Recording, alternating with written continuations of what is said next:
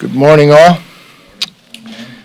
Yesterday, the country paused to recognize our nation's veterans. And on behalf of the entire Republican Conference, I want to express our heartfelt appreciation to every veteran who has served. Their commitment to service and the love of the country exemplifies the very best of America. They deserve leaders in Washington who will hold the line and do their part in protecting our individual liberties at home. That is why I could not be prouder of the House Republicans and those who will join us in the next Congress. It will be the most diverse class we have ever had. Many have already dubbed this year the year of the Republican woman, and it couldn't be truer from that statement. We are poised to have 29 House Republican women join our ranks, surpassing the previous record. Every Democrat incumbent who lost, either lost to a woman, minority, or a veteran Republican. Meanwhile, Democrats are set to have the slimmest Democrat majority since World War II. Pundits doubted us, polls were stacked against us, and I don't believe one person in this room believed we'd win one race. The Cook report said we'd lose 15 to 20. The majority leader, Steny Hoyer, said just days before the election that they would gain 15 seats and Republicans would lose them. Sherry Boustros, the head of the DCCC, I guess for a few days longer, poised that they would be double digits victories. Nancy Pelosi, the Speaker of the House, claimed that she was not only winning the majority, she was having 2 elections this November. That it would be such a large victory, she would guarantee the majority for the next election as well. They were all wrong. Not one Republican incumbent lost. Republicans won from Miami to New York to Minnesota to California. The only seat the Democrats won was an open seat, and then they claimed to have won a redistricting in North Carolina where Republicans didn't even run. I heard the Speaker call it a mandate. It was a mandate against socialism. It was a mandate against defunding the police. It was a mandate against wasting a majority that the Democrats have done for the last Congress. While the Democrats praised socialism and advocated to defund the police, our members made a commitment to America. That they would restore our way of life, rebuild our economy, and renew the American dream. We are eager and ready to show up to work, unlike the Democrats. Yesterday, Chairperson Lofgren signaled that the Democrats have infrastructure in place to ensure Democrats can continue to get paid for not showing up to work. Something Americans across this country don't have the privilege to do. Millions of Americans have already returned to work, and millions more want to return. If they are willing to show up in person, so can we. It can be done in a safe manner to minimize the risk for members, for staff, employees, and for you, the press. Just as we did with the proxy voting scheme, House Republicans will stand up and defend the Constitution, even if it gets in the way of the Democrats' boat vacations and road trips to rocket launches. We believe Congress is essential. We believe you just spent some millions of dollars saying you'll be the voice for all of you in your district. You should show up and be that voice. Just like in May when I put myself and Tom Cole and Rodney Davis gave a plan to open up the House safely with testing, which the Speaker denied us. The ability to have rooms separated and distance so we could have hearings in a safe manner. Even to this day, the Speaker has no plan of how to have the House safely open up. Our success is already threatening Democrats. Instead of planning to work with us, they are already plotting ways to silence the minority party's voice in Congress. As many of you know, they want to change the rules to the motion to recommit, the MTR, as many of you know it. It's the only way that a legislative body allows a minority just to have one amendment to a bill. It's the only way the minority party can use the influence to improve legislation and serve as their constituents' voice in D.C. We won't let them silence us. This election cycle has made one thing clear. The Republican Party is now the party of the American worker. That is the actual mandate that we had from the voters. We are going to fight them, push back against Democrats' radical policies, and we'll continue to put America first. With that, let's open up for questions. Yes, with regard to the election, Nancy Pelosi has, and Speaker Schumer, Leader Schumer has said basically that with all these lawsuits, that all it's doing is just jeopardizing the democracy of America. Your reaction? You've got a hand recount going in Georgia. Every recount needs to be finished. You got challenges inside courts. Every challenge needs to be heard. Regardless of who you support in this election, at the end of the day, we want America to be united. Regardless of how this outcome is, you want to be able to trust the election. If there was something that was wrong in this election, we do not want to repeat it for the future either. Just as we watched in the race in 2000, it carried out more than 37 days because there were court cases. They were heard. I think when you have more than 150 million Americans voting, let's make sure we get this right. Yes, ma'am. As far as Texas is concerned, Democrats were pinned hopes on about 10 seats, I think. Can Republicans now say that Texas is red and going forward for the next few cycles, or no? Look, I think every place is going to be competitive in the future. This country is very divided. We're watching all these races. But the Democrats said they were going to flip Texas. The Cook report actually had it as a toss-up, I think, at the end. They believed they were going to win all these open seats. They believed they were going to defeat incumbents. They didn't. Not only in Texas, they did not defeat one Republican incumbent who ran for re-election. In the open seats, they only won one on the large number of all the open seats. In Texas, no, they didn't defeat one down there. And we, just like in every other state on this win, we're going to have some amazing women, Beth Van Dyne, who's going to add to the delegation of Texas and to the Republican Party. Yes? You mentioned all these women, Republicans, now 29 coming in, but how concerned are you about the Marjorie Taylor Greene, the Lauren Boeberts, who have talked about and supported QAnon in the past, creating controversy for your conference? I mean, Marjorie Taylor walked around. Did I give you this question? No. But Marjorie Taylor, she walked around with the Bible looking for Reps Tlaib and Omar, saying that they needed to swear on the Bible and not the Quran. Like, how are you going to deal with? Look, our party is very diverse. You mentioned two people who are going to join our party, and both of them have denounced QAnon. So the only thing I would ask of you in a press, these are new members, give them an opportunity before you claim what you believe they have done and what they will do. I think it's fair for all. Yes? Do you feel that any of the legal efforts or the recounts will change the results in any single state or overturn anything related to the overall election? I focused heavily on the House races.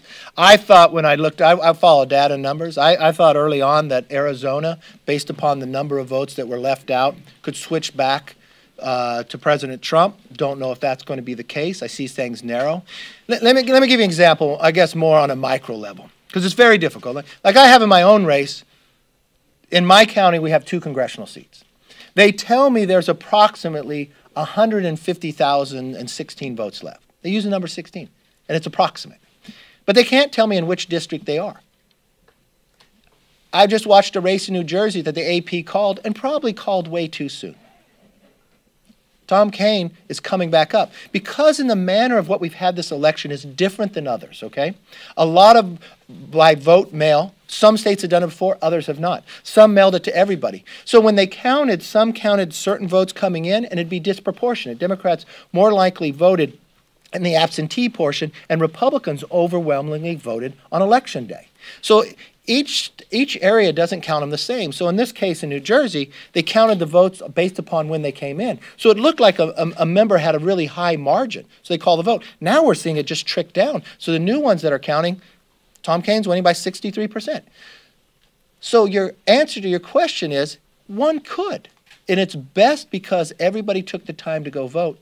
Let's wait till we have all the information. They're going to recount by hand in Georgia. That's going to take some time. That's a close race. We had close race in the last presidential. Let's let all of them carry out, and yeah, some of them could switch. Yes, ma'am. You added a record number of women to the conference, but obviously still a fraction of what the Democrats have in terms of diversity. You can't even give us that. Go ahead. I'm sorry. What's your plan to continue to increase diversity in the conference? Exactly what the plan I told you 2 years ago. That I believe the Republican Party is much more diverse than what reflects on the floor. And I think this election proved it. I think when you look at who ran, who represented the party, and where they represented it from.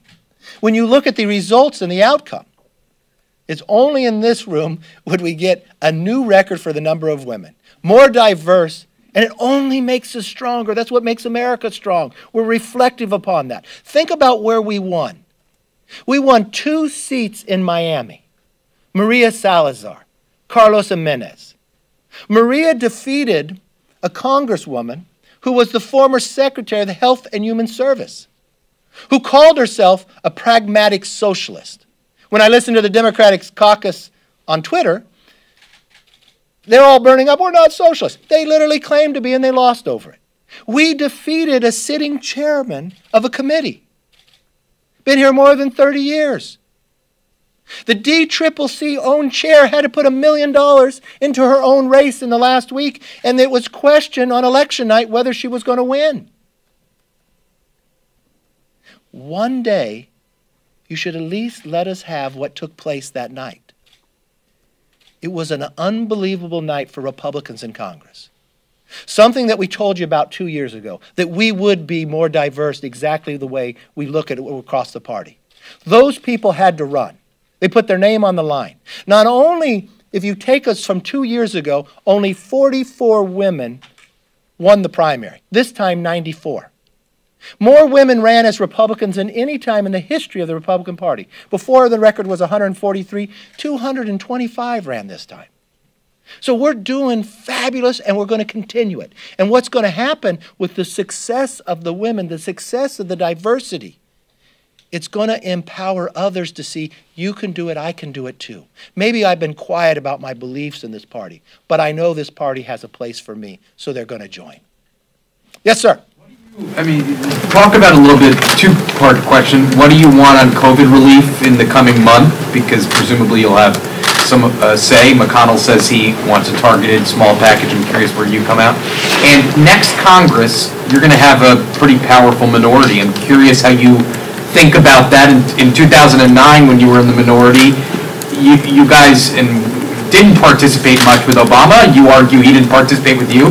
Well, let's not have that conversation. I'm just curious about your orientation going into next Congress if Biden's the president, which seems obvious to most people at this point. The first thing I want to have happen, I want politics to end on the COVID.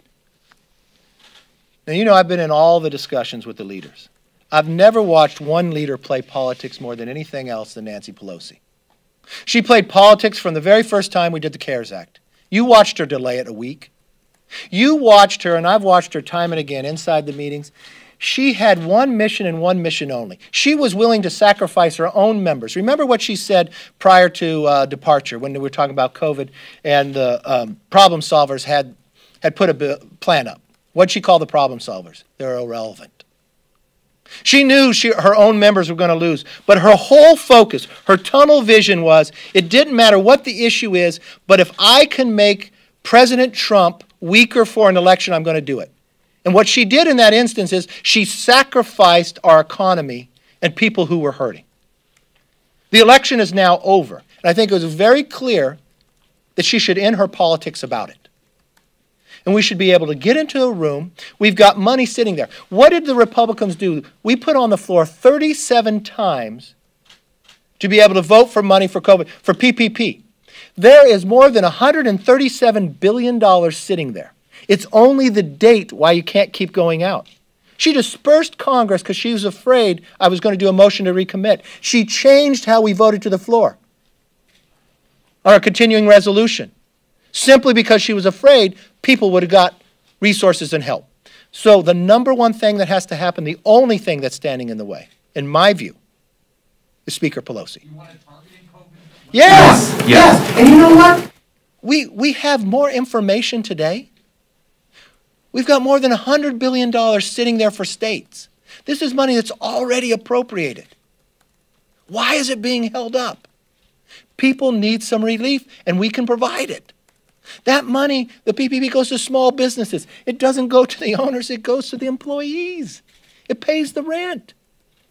It's every small city we know, the person who had a dream and took a risk and lets them stay around. That's all that has to get done. Now, working on the other side and thinking about the next Congress, I put a lot of thought into it. I'm first going to wait to see who holds up to become Speaker. As you know, I've been to those battles. They're not easy. It takes 218 on the floor.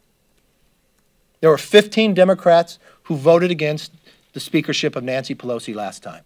10 of those 15 Democrats will be back. If 10 Democrats vote again against Nancy Pelosi, she will not be Speaker. You see, the numbers are different. It is the smallest Democrat majority since World War II. And from every reporting I'm seeing, or if I'm just reading Twitter, from their conference chair to Congresswoman AOC, it doesn't seem they're getting along very well. They're fighting on the fundamental of who they are, for what they championed and what they lost over. And they have the exact same leadership team that they lost last time with. I don't know in history, has there ever been a leadership team to lose the majority twice?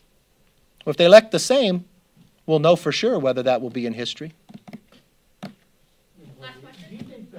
I always look forward to it. I appreciate that. I would ask you too. James Langford and Chuck Grassley both say that Joe Biden should have access to classified briefings to prepare for the transition. Do you believe that Joe Biden should have access to classified intelligence briefings? Only because I knew you were coming. I wanted to make sure what Joe Biden said too. You know, I'm part of the Gang of Eight. I do trust our intel community, and I want to make sure I continue to trust it. Joe Biden said, in regards to this, look, access to classified information is useful, but I'm not in a position to make any decisions on those issues anyway. So as I said, one president at a time. He will be president until January 20th. It would be nice to have it, but it's not critical. I think I kind of stand with Joe Biden. I'll trust the intel community. He's not president right now. Don't know if he'll be president January 20th, but whoever is, will get the information. Thank you all very much. Look forward to spending time with you greater.